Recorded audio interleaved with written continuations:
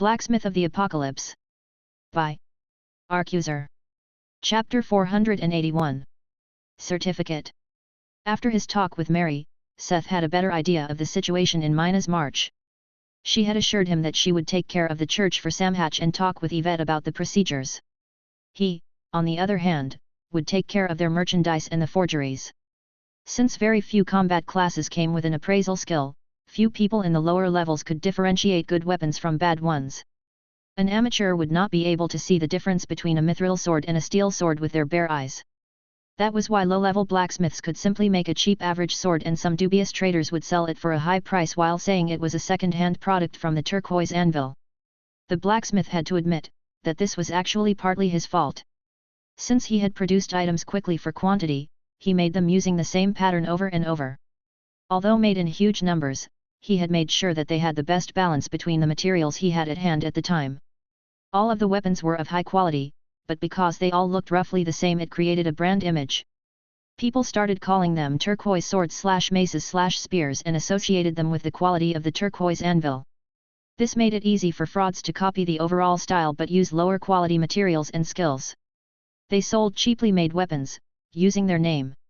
It was not as bad of a problem with armors, as Seth had left the production of most armors to Whedon. Before Seth left, Whedon had become a journeyman armorer, which meant that he could now also work with rare materials, though he had a hard time and would take longer to finish an epic armor, so he had not made a lot of them yet. One could even say that the problem of copycats did not exist with armors. Ever since the demand for their items grew, Hone and Whedon were caught up with making commissions. Armors were now mostly custom-made and there was a huge waiting list to get one from Mina's march. There were a few reasons for that. There were few people that had a warrior's spirit on Earth. Whereas everyone cared about a well-fitting armor, few people cared about carrying a custom weapon, as they followed the style of their skills anyway. Another minor point was that the enchantment for size adjustment would take up an enchantment slot on the armor, which made size adjusting ones worse in the public eye. Getting one custom made meant that they could also have one more positive effect. The conclusion was that Seth had to find a way to protect their brand and make their weapons recognizable in a way that could not be copied. The blacksmith sighed a heavy breath. If he had already become a master, this would have been an easy task. From Tord and the other dwarven masters, he knew that once one attained the rank of a master they would also get their own touch mark by the system. Of course, anyone could make a stamp and put a symbol on their weapon. In most worlds, these normal touch marks worked, too. However, Delta's infrastructure had not matured to the point that they could go after each and every scummy trader that sold fake merchandise. It was surprisingly hard to adapt a system meant for a normal world to the sudden introduction of all kinds of unknown magic, monsters, and items. The Delta above their heads had a hard time just making sure the city was safe from all kinds of skill-aided crimes. So it made sense that the police didn't have the time to go after minor frauds that could wiggle their way out of a punishment one way or the other, anyway. This was why Seth longed for the system's touch mark. The difference was that the master's touch mark was recognizable without any additional skills.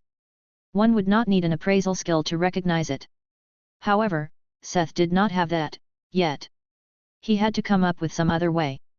In the morning of the next day, the blacksmith showed up in his workshop where he waited for the two dwarves to talk about his idea and see if they had some of their own. It had to be something that was recognizable and could not be copied by your everyday Joe. "Oh, Seth, you are already here?" Whedon asked, surprised when came down the hallway to enter his own workshop. "Yep, I wanted to ask you and Hone for advice," the blacksmith explained. They waited for Hone, the magic blacksmith, to arrive a few minutes later. The three craftsmen sat down and Seth explained what he talked about with Mary the other day. It seemed that these two were also aware of the copycat problem, though they couldn't really do much themselves. Seth first shared his own thoughts. His own idea was that of a unique token using the bones of Seth, something nobody could copy and he had the monopoly on. He had been looking for quite some time to somehow use the abundant amount of rare material he could not use because of the randomized effects. It was no revolutionary idea. It tied in with their initiative when they made heat coins to send to Beta to help the refugees. The dwarves would have come to the same conclusion, if the unique materials were as prominent in their minds, as they were in Seth's. After listening to his suggestion, both dwarfs had something to add. "If we put the crest of Mina's Mar on the token, we could use them as a kind of certificate of authenticity. Then they could use the token on other items, too. A buyer would get a certificate and if they decided to resell the weapon, they could sell it with the certificate. But if they just take the token and sell it with a different weapon, our reputation might take a hit, Seth commented. It was a good idea, but not foolproof. However, Hone came up with a solution. We could enchant it to prevent it and turn it into a real certificate, the magic blacksmith added. His suggestion was a token with a special enchantment that could lend the buyer an appraisal skill. Of course, that was not really how it worked, but Hone's suggestion was something like a copy of the system's touchmark.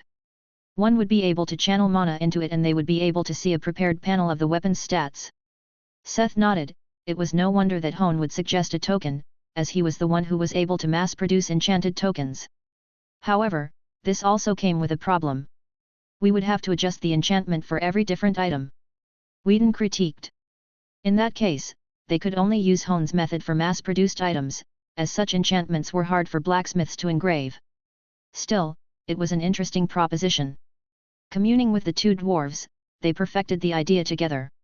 A small coin made of bones of Seth that would be added to the item with a lanyard made of ancient bronze. They would use the crest of Minas Mar and Hone's method to turn the item into an actual certificate of authenticity. With the effects of the material being random, every coin would be a unique item. As the effects didn't need any additional mana, most fakes would be easily exposed his way. The user just needed to take it in the hand, and if something happened, it was the real thing. And if they channeled in mana, they would see a certificate of authentication.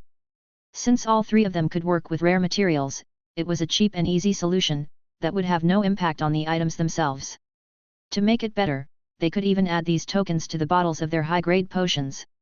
What was left was the problem of people using sold tokens, but there was even a solution for this. Since every coin was unique, they could maintain a register of what items belonged to which token and who bought them. If someone was scammed using their tokens, they would be easily able to find out who was supposed to own the token, and they would ban them publicly from ever using their services. As long as they made this known, it should hold enough deterrence for people to randomly sell the tokens of their weapons. The three made a few prototypes to test the production process so Seth could show them to Mary and Jane. After all, it was their people that would have to keep the registers about the items. It had become afternoon when Seth left the dwarves to their own devices. He still had other things to do.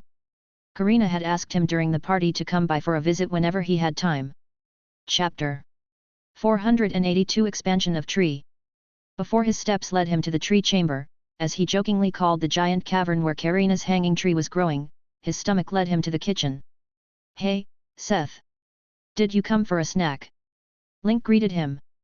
The gourmet hunter was always in the kitchen, no matter at what time Seth came by. "You are always here and cooking. Do you even sleep?" Seth asked with a chuckle. "Nope." Link answered jovially. "What?" the blacksmith asked, baffled. "I acquired a skill that makes it unnecessary for me to sleep. I can cook all day now." This man had really found his passion. Even when Seth liked forging, he wouldn't want to sacrifice his precious sleep for it, except when working on a project. But he had to admit, the food had improved by a lot. After challenging Link in a battle, chef versus guest, the blacksmith got back on his way to meet Karina. On his way he had to cross the herb garden. "Seth! Did you come to visit Karina?" Otto, the pharmacist, greeted him. "Hello, Otto. Yeah, she asked me to come by if I have time." "Then I don't want to stop you," he said with a smile and continued tending to the herbs. The blacksmith passed by the pharmacist with a nod and kept going until he reached the great gate at the end of the herb garden, where the cavern with the hanging tree was located. He pushed against the door, but it wouldn't budge. He was about to push against it when he heard Karina from inside. "Please wait a moment," she said hurriedly. It was followed by the sound of something limp dragging over the ground and Karina's labored breath before the gate finally swung open a minute later. The sight of an exhausted dryad propping herself against the door greeted him. "Seth. You came," she quickly straightened her disheveled clothes. "Yeah, didn't you ask me to come by because you had something to talk about?" he asked, slightly confused. He tried to look in the room to see what was going on, but he couldn't see much through the opening behind the dryad. "Ah, I did. But I didn't expect you to come so quickly. I was in the middle of trying to tidy things up," she answered, a little embarrassed. "Karina, what is going on?" Seth had not known the dryad for long, but she did not seem like a messy person. Her talking of tidying things up made him worried. Was the dryad not feeling well? "I guess it would be best if you saw for yourself," she said with an awkward smile and stepped aside. Seth grimaced. Lately, there were a lot of things he would better see for himself instead of people actually complaining about what was going on. Well, when they said he had to see for himself, he would do so. With a quick step, Seth entered the Hanging Tree's cavern and quickly came to a halt after almost stumbling over a root as thick as his wrist. Looking up, the tree's crown was cloaked in darkness, he could not see the magic lights he had installed in the beginning. His only light source was lanterns distributed around the cavern, like street lamps. The room, floors, and walls, they illuminated were covered in layers upon layers of roots with varying thicknesses. Some were as big or bigger than a thigh, others just the width of a finger. What little Seth could see of the wall, gave him the expression, that probably the whole surface of the cavern was covered like this. Even the ceiling. He wasn't angry. He was only perplexed and unsure how he was supposed to react. He could only look at Karina in the hope of a cohesive explanation of what he saw. She was the dryad of the tree, after all. The dryad kept evading his gazing until the awkward silence became too heavy for her to bear. She finally broke and started explaining. She was at her wits' end herself.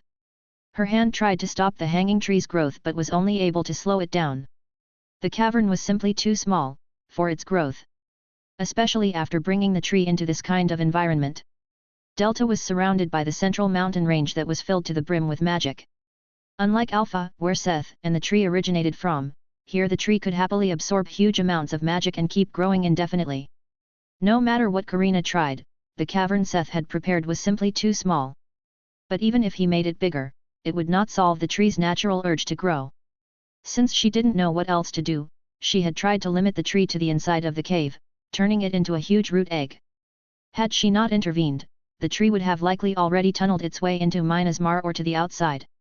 As she didn't really know the other members of Minas Mar, she was unsure how they would react. She kept it a secret, even from Pip and the other children, and waited for his return instead of asking the others for advice. Despite showing great wisdom and love for her children, Seth realized that the dryad lacked experience and especially trust when it came to strangers. Being able to pick up on the darkness of people had made her very careful. Trust issues, this was something he couldn't claim to be much better with. He also wouldn't claim to be a very virtuous person. The reason Karina trusted him was most likely her gratitude for meeting her children again. The way she looked at him showed her insecurity. As if she was unsure whether she did something wrong and how he would react. As if she expected him to scold her. He gently put his hand on her shoulder, to show that everything was all right. Everything is okay. You did nothing wrong, though I hope you can put some more trust into the other members of Minas Mar, he tried to speak reassuringly. But he really meant it. Was this giant chaos of roots a huge mess?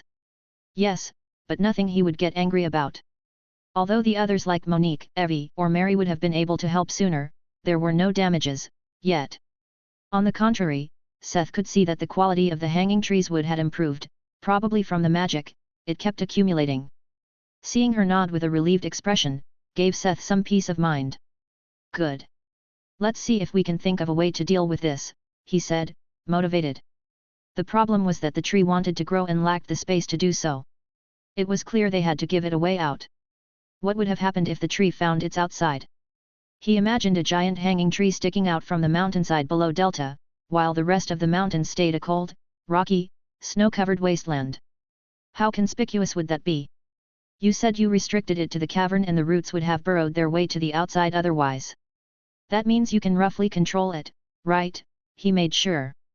Despite looking unsure where he was going with this, the dryad nodded affirmatively. Imagining the picture of a lush green tree in the icy mountains, gave Seth an idea. A good use for the tree's overflowing vitality, so to say. The possible solution quickly came to him, because he had talked about the topic with Mary just yesterday.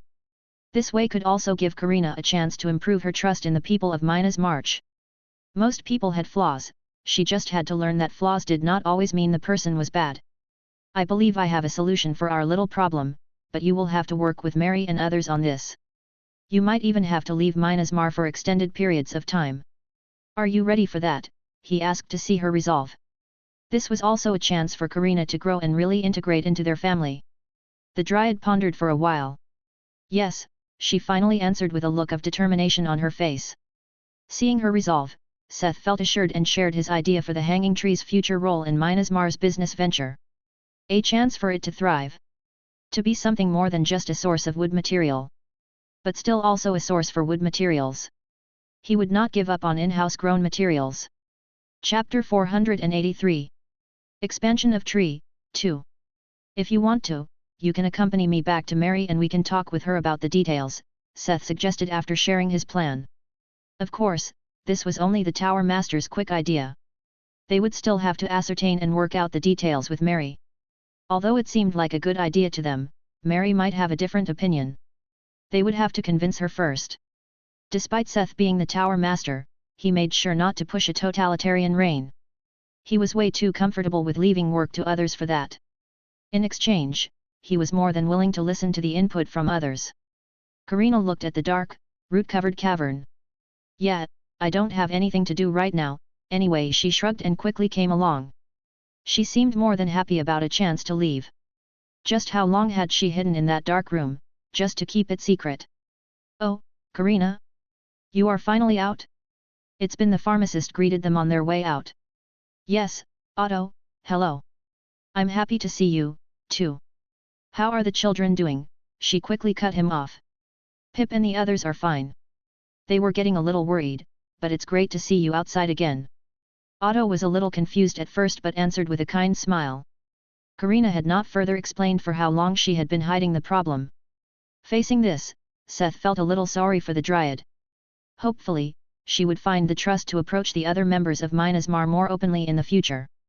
They just left the herb garden when they came across an unusual encounter. Alison Orkney, the bookworm, had left the depths of her laboratories on her own accord and even called out to them. Seth! Do you have a moment? She called out with an atypical bright smile. Although he got to know her as a powerful magician, all of his recent memories of her were of a moody shut-in alchemist. Ever since she got this second class and access to the laboratories of the tower, she would seldom leave them. Alison? What brought you here? He asked surprised. Hat, are you surprised I left my dark mausoleum of glass and chemicals to bless you with my presence? She mocked with a smug smile. HOH? You seem in a great mood. Could it have something to do with why you missed my welcome party? Exactly. I made a great breakthrough, she admitted without any remorse and waved around a potion bottle filled with a clear blue fluid. For you to call it a breakthrough, what can that potion do? Seth asked curiously. I was on my way to find you and Mary about it. I adapted the recipe from the weird book you gave me.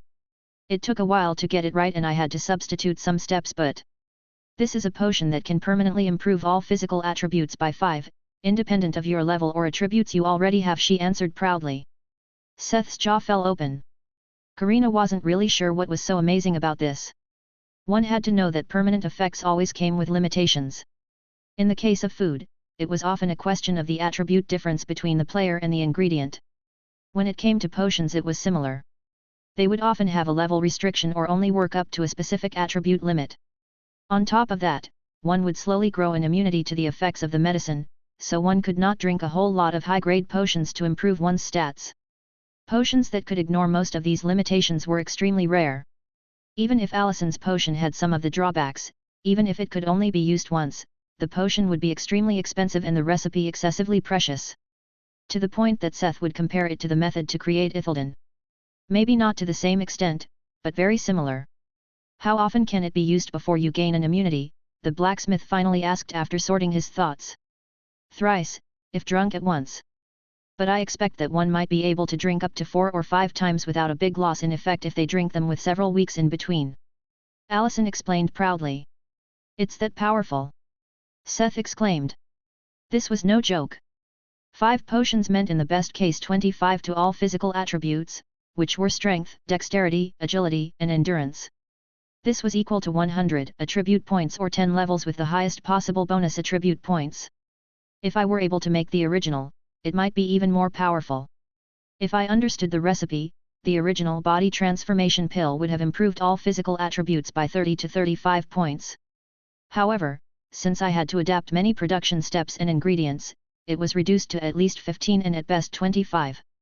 Alison said in a way as if she wasn't trying to take all the credit, but actually revealing how amazing her deed really was.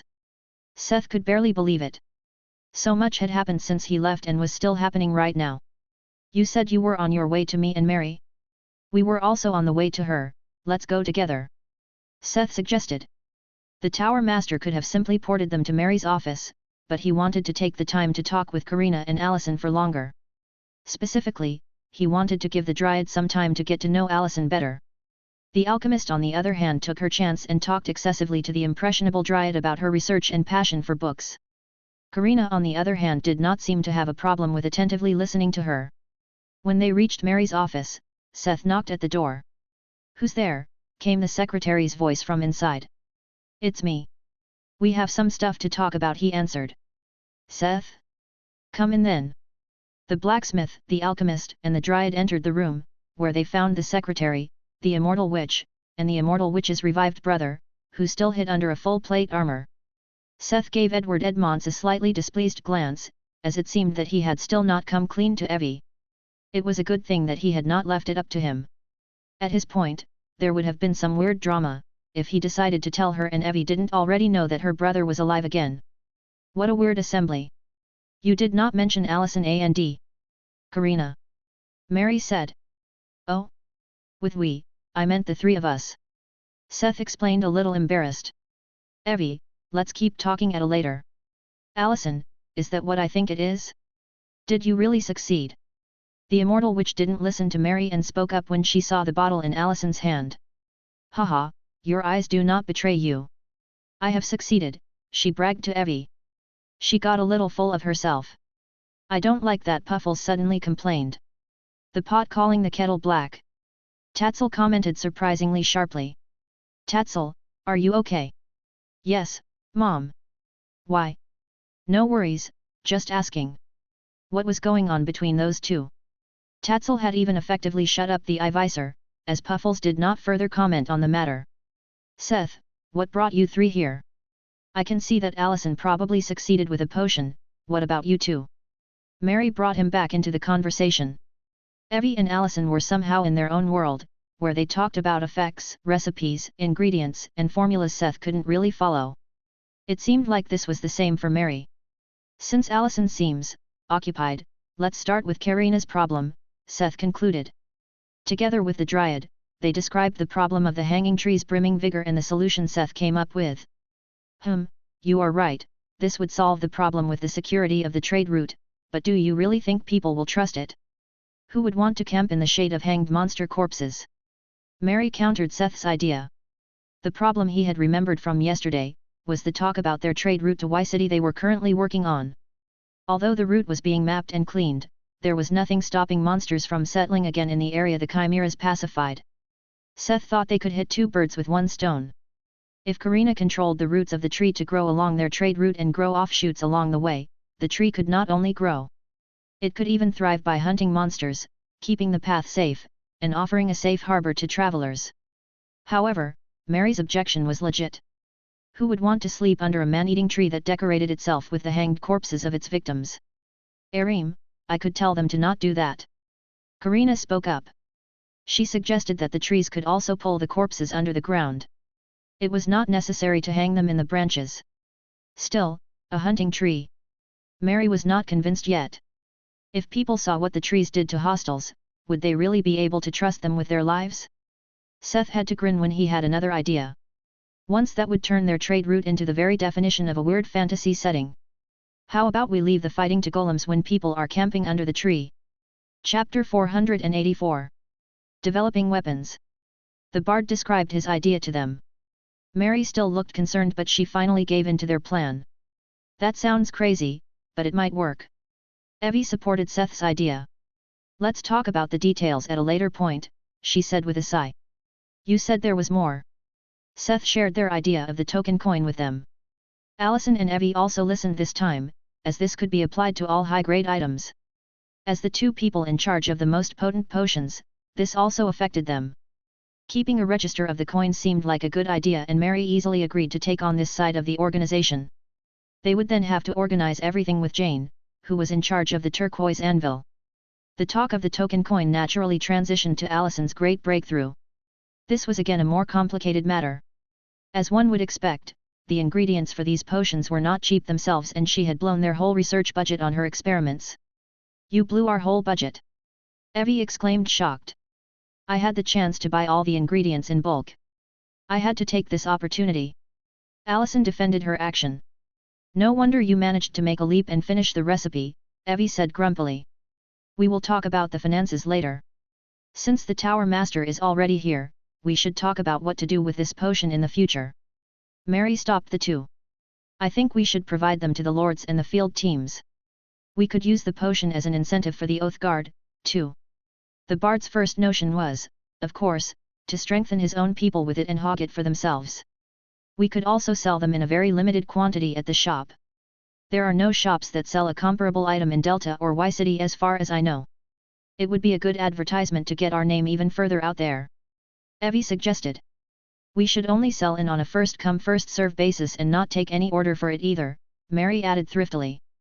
Their explanation made sense for Seth. If it was a rare resource and hard to come by, the rumors would travel even further. The more people had to struggle to get it, the better it would be. They talked about it a little longer, but Seth slowly phased out of the conversation. He was sure this business was in good hands, so he took Karina and left with her after a quick farewell. After bringing her to her tree, he also returned to his quarters. He found that the day had gotten longer than he expected once he returned to his quarters. Mina was on a dungeon run today, so he enjoyed the whole bed for himself alone. Having a quiet night for once was quite relaxing. The next day, after a good night's sleep, Seth felt very satisfied. He had more or less dealt with anything urgent and shoved the rest of the work onto other people. He was free to do what he wanted. Which was actually not to work on his skills to fight Scorpio, or find the way to Hyperboreus. No, he just wanted to relax and make weapons for the shop. He was confident to leave the coin production to Hone, who was occupied with adjusting the minting press. He wanted to convert the inspiration he gained from his talk with Kother and put effort into a truly polished product. The blacksmith wanted to challenge his technical skills while he still remembered his conversation. At this point, Seth had also attained vast storage of various materials. This was a prerequisite of the Dwarven way. To not cut corners, to not compromise with a roundabout way of doing things, but to use the right materials regardless of their price. In order to do that, he did not immediately start forging. The blacksmith sat down and used blueprint in tandem with his material catalog to thoroughly plan the weapons he wanted to make and save them as new blueprints. His intent was not to make some overpowered, unique weapon, like the giant's rod, but an assortment of weapons that could become the poster child of their shop. His goal was to make the best possible weapons, similar to the superior sword he had made when he just started off forging. With his current skill level, he would need to forge hundreds or thousands of epic items to become a master. Relics were better, but he often needed to layer several enchantments and his soul infusion to create a relic-rated item. What Seth wanted was to improve his practical skill and the balance of materials to the point that the items alone could reach relic rating with the minimum of enchantments. This way he could create relics without wasting souls. For the blueprints, Seth used the epic Olympian silver as the base for the weapons. He did this because it was essentially a higher grade of mithril, which meant it had a great conductivity to mana and affinity with any type of magic and material. Based on the same reason he used the rare wood thaumatic oak. As for leathers, he chose the leather of a minotaur. He had found a few sheets of this in the storeroom by chance. Somehow he hoped it would have a synergy with the Olympian silver. But even if it didn't, he chose it because the leather had a relatively neutral effect with respect to magic or skills the user would use with the weapon. The leather was described as lending some of the strength of the minotaur to the user. By focusing on the weapon's magic affinity without any special effects, they became blank slates. They would have a high tolerance for whatever enchantments would be put on. There was even a possibility for an enchanter personalizing it for the buyer, depending on the magic Seth put into it. After finishing the blueprints, Seth got to work and he put special attention to taking his time. With the level up of the spirit smithy, the production speed of his crafting stations had doubled. However, he even denied this assist for now. The blacksmith immersed himself as deeply as possible in forging the blade, and this state transferred over to every step of the production. Filing the handle wood, forging the crossguard and pommel, everything was dignified without any great decorations. Function over form was another dwarven principle he had learned from Tord. Decorations were nothing bad, but they should never get in the way of function. In this regard, Seth's style was almost plain. But he also did not disregard the aesthetics, going for a clean and stylish look. The ballad and enchantment he chose were ones he had not used for some time, the blood drinker combination. Seth had grown a lot, especially when it came to ballads. Besides not getting in the way of most of the common weapon enchantments, it could enable even the high-leveled Oath Guard members to gain additional strength in the dungeons, using these weapons. Unfortunately, there was no resonance between the leather, the silver, and his trait as he had hoped. The leather of a random minotaur from the dungeons was obviously not enough. Sanguine Silver Sword. Relic. Damage 2200. Durability, 6000. 1 will absorb blood to repair itself. 2 will absorb part of the target's blood to heal and strengthen the user. 3 active skill, Lacerate. 4 passive skill, Strength of the Minotaur. 5 plus 50% skill damage. 6 plus 50% magic damage. 7 plus 20% increased damage in dark places. An exceedingly excellent sword created by craftsman Smith with minute attention to detail and a clear function in mind.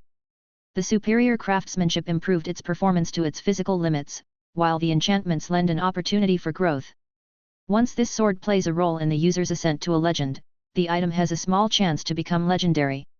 He had succeeded.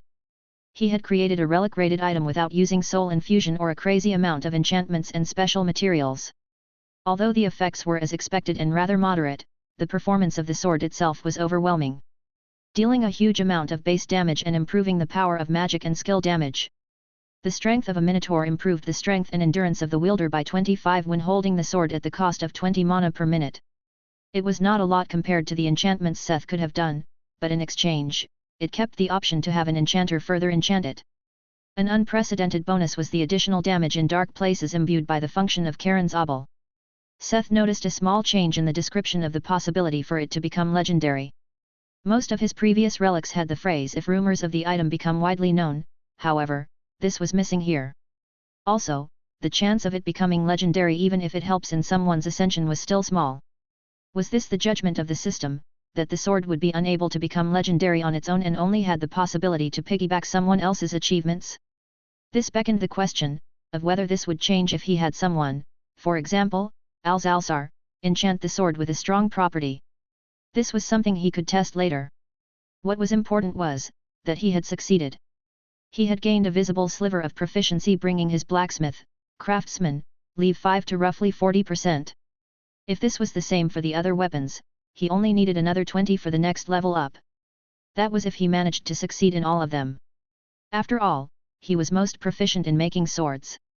He pursed his lips, loosened his shoulders, and started on his next blueprint.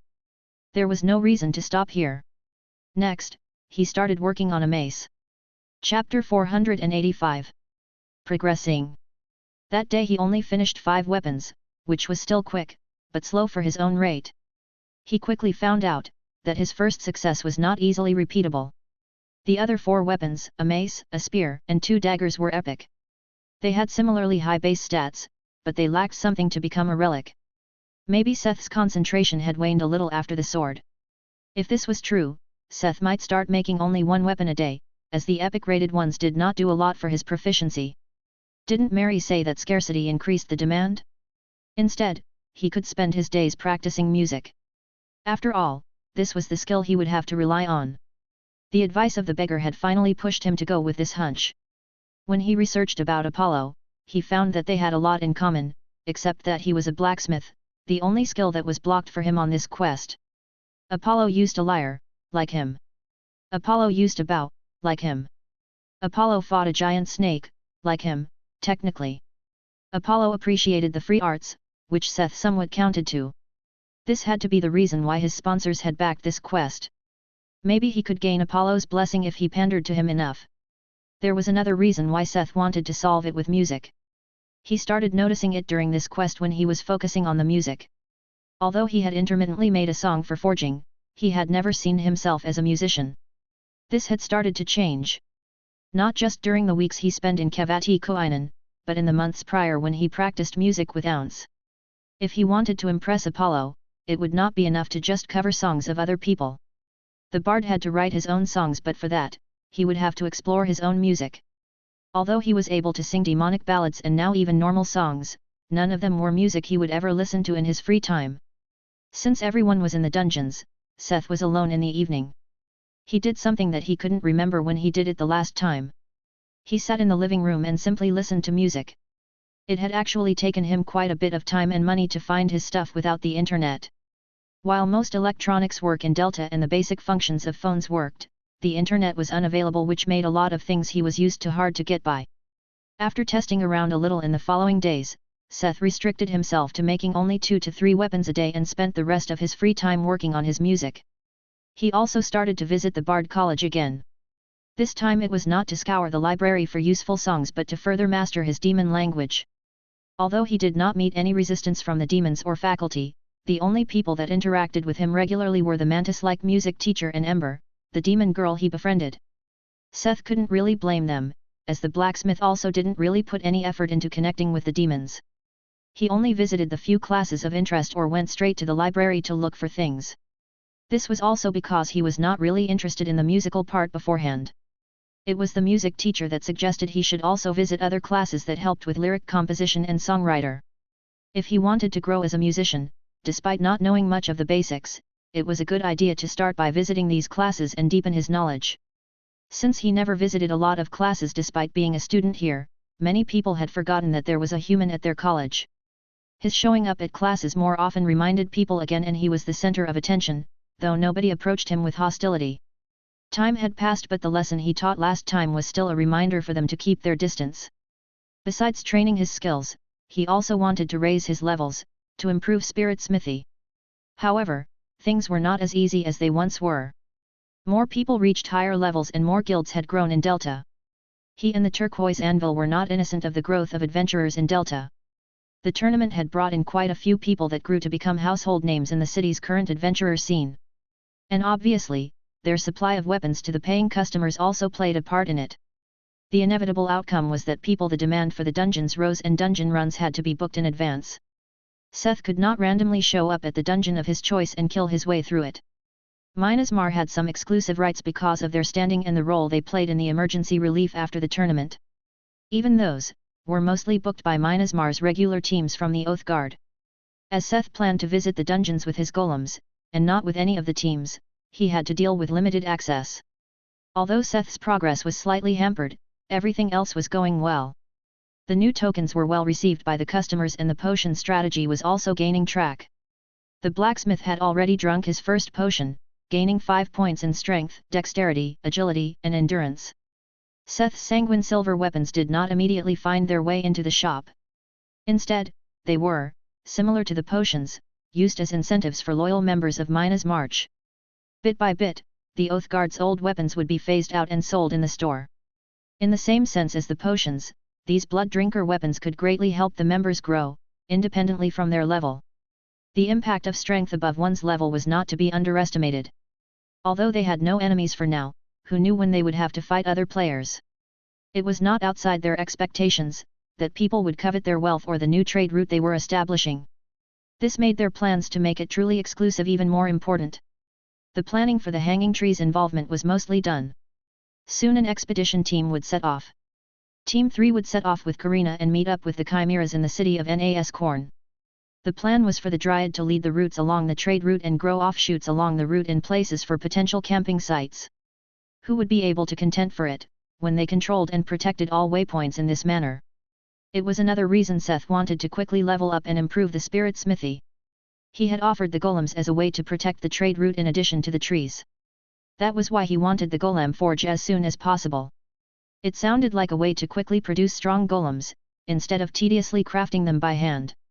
He had a specific vision in regards to the trade route protectors, but the gods knew that he didn't want to do them all one by hand. If what Ceres told him was true, he would be able to use blueprints in conjunction with the golem forge and would only have to provide the materials for production. Concerning the elemental, Seth had put Ceres on standby until he actually affirmed that its information was true. Before he was sure that the elemental had spoken the truth, he didn't want to give it a body. For now, he held more interest in improving his basic skills. With a sturdy foundation, he would be able to reach greater heights in the future. Chapter 486. Lover's Cave. Jess and James followed Lydia and the rest of Team 3 to the main exit of Minas March. Their path led them past the Great Bridge and the gatehouse, where they found themselves in the middle of nowhere. The gate opened to somewhere in the mountains below Delta, tucked away from the streets and highways that originally led to the district. Is that her? Jess asked, interested, and pointed at a beautiful lady that did not seem too sure about her presence there. With skin the color of light brown wood and hair glistening in a lush green hair, she stood out in this landscape of rock and snow. Although she was looking around a little clueless about what to do, she had a soft face that seemed to smile a lot. Unlike the players who were decked in armor and robes, she wore a thick winter coat to fight off the cold. It has to be her, I guess. James answered her, also a little curious. The elusive dryad Karina. They would be escorted from here all the way to Nas Corn City. Known for her amicable personality and the rarity to meet her in the tower, many members had an interest in this hard-to-meet a member of Mina's march. Jess and James had only seen her once or twice from afar since they became members of the field team. They never got the chance to interact with her and only heard about her lovable personality. Let's go talk to her, Jess suggested, but someone was quicker than them. Karina, over here. Lydia, their team leader, called out to her. With surprise and relief on her face, the dryad came over and got into a conversation with Lydia. However, they did not set off yet. What do you think we are waiting for? James mumbled to Jess. Sometimes James lamented the features of the system. Their expedition wasn't really what he would call an expedition. There were no wagons of rations and equipment or a big team of guards. It was all because of the inventory. They could just carry whatever they needed with them. Although this cost it the flair of a great journey, he was also somehow glad not to have to deal with what all that would entail. This way they could travel with a small team on their mounts. Which brought him back to his initial question, what were they waiting for? Sorry for being late, a voice answered his question. They had not waited for something, but for someone.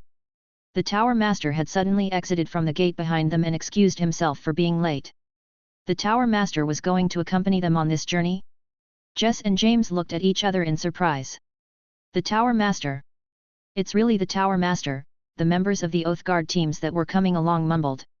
Although the Tower Master would be seen in the cafeteria once in a while, the ordinary members would not dare to approach him easily. I am Lydia, leader of Team 3 and your expedition leader.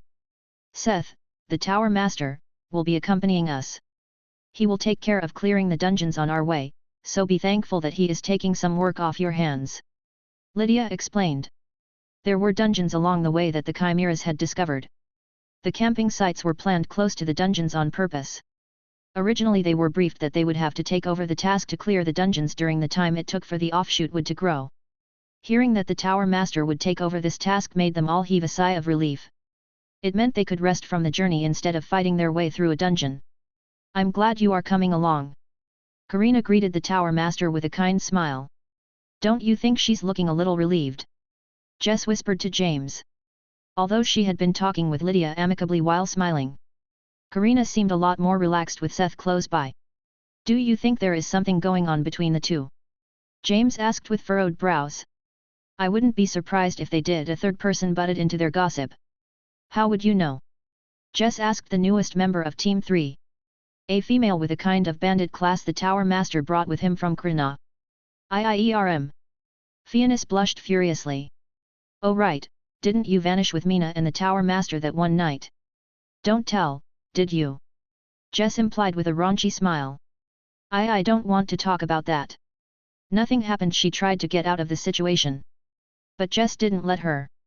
She grabbed the bandit by the shirt and whispered to her, as if they were scheming something. Come on. Tell me, among women. How is it? Well, the Mina is terrifying and the Tower Master is. Is what? Someone interrupted them. Seth had appeared behind them as they were whispering. Fianus jumped. Nothing. Oh? I am nothing, yes?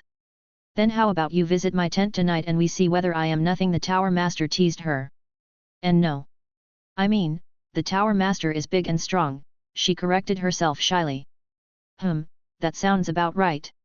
I will keep an eye on you, he warned her and returned to his conversation with Lydia. Sounds like you had a lot of fun, James commented after the Tower Master left. Jay, just shut up, okay? Fianus said, red like a tomato. Get ready. We are setting off, they heard Lydia's call. They stopped their conversation and summoned their mounts. Jess and James both summoned a kind of furry monster horse called an alpaca. Some tamers in Delta had started breeding them since they were very suitable for travel in the harsh mountain climate around the districts. The couple had gotten them for a discount from a local tamer because they were members of Mina's March. The people had not forgotten their help during the post-tournament crisis. As proud as they were of their purchase, both looked stumped when Fianna summoned her mount. It was a giant bear, as big as a hill, with a back covered in moss and lichen. It almost looked like a small, walking mountain. She looked at the two with a satisfied smirk before running off, after Lydia and Seth, who had taken the lead on an alpaca and Puffles, respectively. Even from a distance, they could see a lush green mane on the giant centipede's back. Karina was riding with the tower master. Abashed, they realized that they had missed the signal to go and urged their mounts to catch up with the throng of the expedition. There was no talking as they rode through the icy mountain range. Although they had quite a few people with them and were prepared to fight, there were only a few negligible instances during the first stage of their journey. Their path followed an old highway that was used during the time when Delta was built. It was later abandoned and left to fall apart. Until recently the whole mountains range was teeming with monsters, but the chimeras had thoroughly rooted everything on their path. They only met small populations of monsters, and individual beasts that came from the random portals that appeared in this region had settled in over the past weeks. Their first stop was a dungeon several hours away. It was off the abandoned highway in what was once a natural cave. The Scenic Lover's Cave it was called by old and rusty signs that were standing between trees and bushes, where once might have been a trail. While the tower master followed the signs to this supposed great tourist spot, Jess, James, and the rest of the team stayed on the crumbled street together with Karina. Their job was to set up camp and protect the Dryad while she was doing whatever was necessary to grow a tree or something. Nobody was really sure how it worked. Jess watched Karina sit down with crossed legs on one of the bigger slates of asphalt. She started silently chanting and meditation there, and she was still at it several hours later, when the term had finished setting up camp and cooking a meal. The sun had already fallen and people started doubting whether what she did even had any effect. They could only hope she would finish by the time the tower master was done with the dungeon. Chapter 487. Golem Nights. The Scenic Lover's Cave. A must-visit for any nature lover. Home of the Twin Rocks.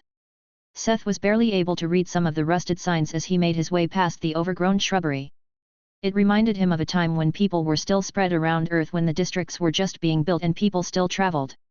Of course, this was long before his birth, and he only knew it from old movies or movies and games set in such a time period. In his time, people only traveled between the districts using the advanced highways and tunnels that cut straight through any obstacles. This was also the reason why most of their modern highways and train connections had turned into massive dungeons. Seeing these vestiges of the past with his own eyes, he felt almost disconnected. As if he had traveled to a different time. It would have been a little creepy if he had to follow these kinds of signs like a trail of hints to find his way. Fortunately, the advance party of chimeras had cut a path all the way to the cave, so the blacksmith had no trouble finding the way. Why were they making a campsite in the middle of nowhere close to a rundown and not a very interesting tourist attraction? The same reason why Seth even showed interest in the first place. Because the dungeon that grew in this place had over 50 floors with beasts ranging from Leave 45 all the way to Leave 80. Up until the chimeras came by, this dungeon was able to freely grow and erupt over and over, turning the once scenic Lover's Cave into a vast network of caves and caverns. It had been a few weeks since the advance party came by this place, which meant it had most likely recovered to a certain extent. The entrance to the cave was a gaping maw at the side of the mountain. The ruins of something that might have been a souvenir shop could be seen among the shrubbery in front of the entrance. Unlike with dungeons that grew in the remnants of civilizations, this one kept the structure of a natural cave. Unsuspecting wanderers would not think this was a monster-spewing calamity hole, intent on killing anything and anyone that walked into it and absorbing them for sustenance. Or something like that. Before entering the unknown dark deep down, Seth brought out his golem knights. These were decked out in epic armor and wielding the sanguine silver weapons he made over the past weeks. Seth liked to call them bone knights in his mind. He used that name internally because he created these humanoid golems from non-humanoid bones. The blacksmith had found the incomplete skeletons of big monsters in the storage and used them to carve parts, while he used artificial adamantium to make up for the gaps. Making them roughly human-sized had a big advantage in that they were able to effectively use his equipment, and he didn't have to adapt to make giant items only the golems could use. This also doubled as a test to see if his new weapons could also help the golems to further grow, as their leveling speed was quite slow. Surrounded by the guard of golems, Seth entered the dungeon in his full equipment. He wore an improved version of the sun shirt and cloud pants, together with his golden fleece, the wyvern cuirass. he was a singing knight in overpowered armor. Despite being the strongest in the party, Seth left it to the golems to take care of the critters in the cave. The monsters they came across fit the subterranean terrain of the dungeon. The 50 floors of the dungeons were separated into 6 sections. Floors 1 to 10 could be said to hold powerful versions of normal cave dwellers. Giant bats, snakes, massive scorpions, and spiders. They all ranged between level 45 to 55 and were not a problem for the golem. Although the dungeon followed the style of a natural cave, it was much less labyrinthine than one would have thought, especially with the map skill. If Seth had to mention something, then the special difficulty of the dungeon would be the darkness. Many dungeons used magic to illuminate themselves and allow the adventurers to see. This one didn't. This may pose a big hurdle to others, but not Seth. The blacksmith wore the Eye of Argus, which granted him night vision, among others. Something similar was true for the golems. Usually, golems would see with magic, similar to light. Everything was giving off a magic aura. Not the one Seth made. Since they sported a soul in an otherwise inanimate body, they were closer to undead and saw in a similar fashion. They could see the aura of vitality any living thing gave off. The darkness could do nothing to blind the golems. Like most hunters in the dark used ambushes, they had become easy prey after they were unable to hide. The golems were able to intercept most attackers before they could even pose a danger. They were able to quickly proceed through the first section. With the golems having the base stats of an level 60 player and equipped with his items, only bigger beasts would be able to slow them. On these floors, only the stairs between floors and the gate that separated the boss rooms from the ordinary dungeon differentiated the dungeon from an ordinary natural cave. These mobs could have the natural cave fauna just as much as being dungeon dwellers. Section 1 and 2 with smaller and some medium-sized monsters up to level 70 barely slowed the party down. With over 10 levels difference and almost no one to share with, Seth was earning a good amount of experience. Ding! You have leveled up. You are now level 64. He finally heard the level up notification. His team of golem knights had just slain the boss of the 20th floor, a kind of giant mutant spider. Seth was glad that he did not have to personally go bear it. With his team of tanks, he was able to leisurely cast spells from the back. The blacksmith was less occupied with the actual raid than with observing the growth of the golems. The sanguine silver weapons worked on the golems and they were able to gain stats as they started fighting monsters with higher base stats. But it was not just the gain in attributes that pleased Seth, but also the improvements of their fighting, as they gained more combat experience. Some of them were relatively new, unlike the golems he used against the undead army in Kavati Kuinan. He sat down in the boss's room and took a break, eating and drinking something. It had already been a few hours since he entered the dungeon. This wasn't even the strongest dungeon he planned to run and he only allocated about a day for it. After gorging on some of his rations he continued on towards the depths of the dungeon. The next section had a slight jump in difficulty. The level did not increase by a lot as the monsters reached up to level 75, however, the medium-sized monster became more numerous. Vampire bats bigger than a person, shadow beasts that fell from the ceiling or attacked from innocent-looking puddles. The beasts became also more intelligent and crafty. Still, they couldn't stand up to the golem force. Finally, after descending another 10 floors filled with stronger monsters, they met their first hurdle. The boss of the 30th floor was a giant demonic millipede. Or what could have been their first hurdle? Before the golems or Seth could act, Puffles suddenly charged out from the pet space and started hacking away at the opponent with a vengeance. He did not say anything, but his actions spoke for him. The centipede attacked with an unasked for ferocity, as if the millipede's existence itself was an insult to him. The boss had no chance to resist at all. Puffles' strength was far detached from any kind of level now and he ripped apart the many-footed foe with ease. Seth could only watch in bafflement. What was that? Seth asked flabbergasted after the eye visor took apart the floor boss. Nothing. Puffles. Do not question the great me, any further. I don't want to talk about it, he said huffily and returned to the pet space. Chapter 488. Twin Rocks. Puffles refused to further comment on his behavior. Still a little confused, Seth tried to loot the body of the demonic millipede. He got a few rare-rated scraps of its carapace that were fit for making armor. Since he took no hunter with him, he could only use the loot function of the system. The following floors after the anticlimactic boss battle had no increase in level. The difficulty rose because the beasts on these floors used abnormal status attacks like poison, sleep, or paralysis. Unfortunately for them, the only person susceptible to those effects was Seth, and he stayed out of reach, practicing his earth magic from the back of the party. Only a few status effects worked on the golems. One was when a vicious toad covered them in viscous slime. It managed to slow their movements. Another was a kind of roly-poly-like insect monster that managed to stun them by crashing into them. These physical attacks were able to influence the golems to some extent. It was not a problem though, since the bard was able to cover them from the back. While Seth was using earth and fire spells, Ounce was playing music that weakened the enemy. It had not been necessary for both of them to intervene in the earlier sections, but slowly the full power of the team was drawn out by the dungeon. With every monster being above level 70, Seth's experience gauge quickly filled up and he leveled again after finishing floor 35. The golems didn't stagnate either. With their stats constantly rising, they were about equal to Seth's level, which was now 65. The blacksmith was quite happy with the progress, but he knew that it would not stay this easy the higher his level got. For one, obviously, he needed more experience the higher his level became. Another reason was that high-level dungeons were not that common. There was a reason why many adventurers stagnated around level 70 to 80. There were not many dungeons with a higher level cap. To level up while killing monsters of the same or only slightly higher level, one needed to kill hundreds of them. Taking this into consideration, it was no wonder that it was hard to book a dungeon in a big city like Delta. But out here, Seth could monopolize the dungeon and, with his golems, the experience. In this manner, they proceeded to floor 40. Entering through the mighty wooden gate they faced not a big open boss room, but a cave full of narrow spaces, filled with stalagmites, stalactites, and naturally formed columns. Oh ho ho ho, I see a bunch of strong and brave warriors have come to offer themselves as a blood sacrifice, they heard a cackling voice. It was the first sentient enemy Seth ran into on this dungeon run. Kukiku, a tasty little mage, and 4 delicious, sniff those are not living creatures. And not even undead, the voice concluded in disappointment.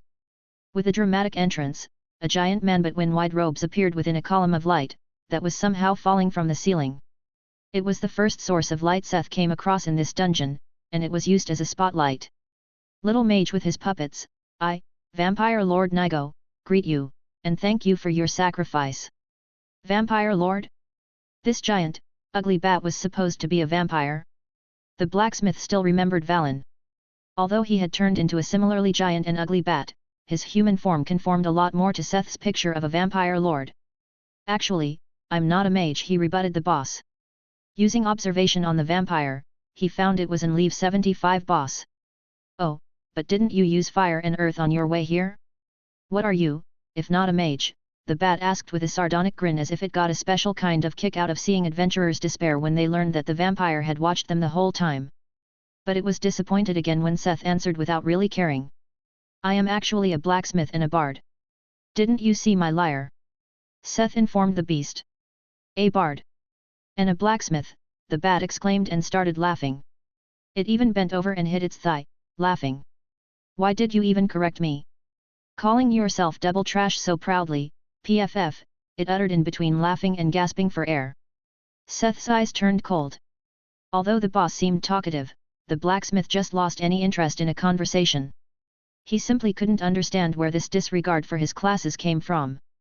It wasn't his first time, but the bat obviously saw what he did in the dungeon and still immediately underestimated him the moment he knew his class. He could only shake his head. Get him, he ordered the golem knights with a cold tone. The golems charged at the vampire who hurriedly tried to recover from his laughing fit, as he was attacked. Seth on the other hand brought out his bow, the Mind Reaper. Using simple iron arrows, he started peppering the vampire who was frantically evading the golems and his attacks. Even when the iron arrows hit, they did little actual damage. But this was what the blacksmith wanted. He did not want to grant it a quick death. He wanted to inflict pain, and the Mind Reaper's effect to cause terrifying pain, decay, infection, and poison were perfect to humble this beast. Every arrow that stuck was accompanied by a howl of pain from the vampire. But even after 10 hits, neither the mind decay nor the soul decay effect had PROCD. It didn't really matter. By the time Seth lowered his bow, the vampire was covered in deep cuts, bruised, and rotting wounds. The golem's swords and maces had really done a number on the vampire lord, who more resembled a rag than his imposing stature from before. Hold him down, Seth ordered, and each of the golem knights